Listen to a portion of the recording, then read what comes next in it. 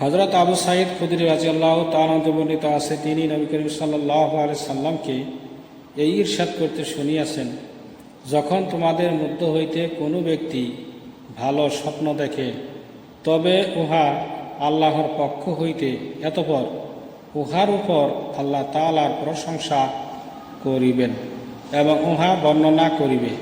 আর যদি খারাপ স্বপ্ন দেখে, তবে উহা শয়তানের পক্ষ হইতে, তাহার উচিত সে যেন এই স্বপ্নের ক্ষতি হইতে আল্লাহ তাআলার পানাহ চায়, আল্লাহ তাআলার কাছে পানাহ চায় এবং কাহারও সামনে ইহা বর্ণনা না করে।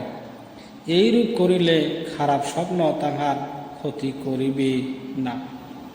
ফায়দা: আল্লাহ তাআলা গুনাহ